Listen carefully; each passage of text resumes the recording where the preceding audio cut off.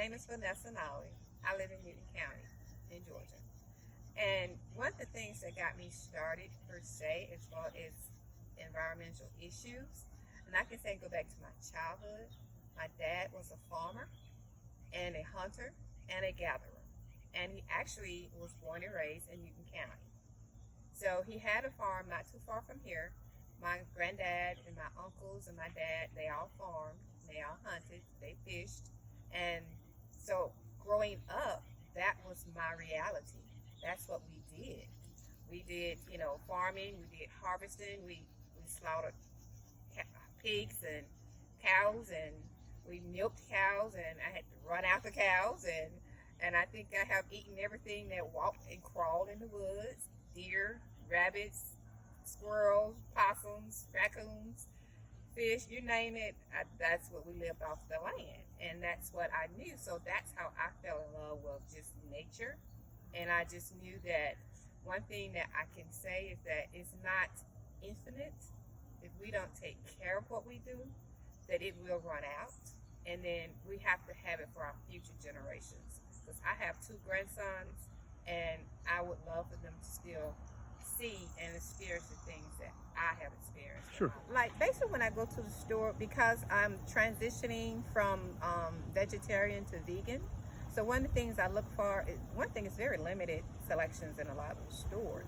But when I do look for stuff, I try to look for, I guess you can say, and I'm very plastic conscious. I try not to do a lot of plastic. I take my own bags when I go, and I try to use those as often as possible. I keep a stash in my car.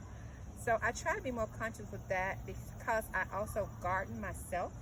So I do composting. So I'm very conscious of what I buy and what I discard, especially when it comes to, organic matter. So I try to look for things like that. So, and that's basically what I look for.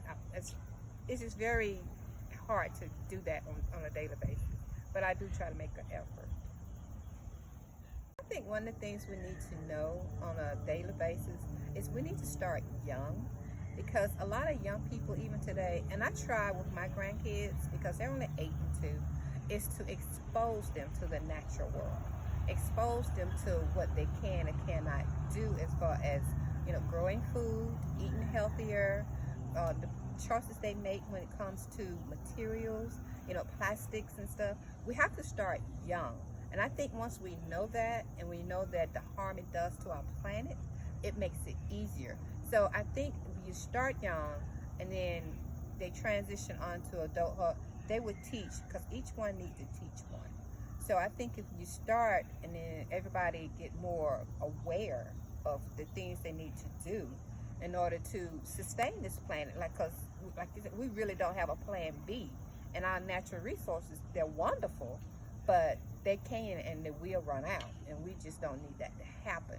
So everybody needs to be able to teach the young people what we all learned as a young age, that nature is wonderful, it's bountiful, but we do have to take care of it.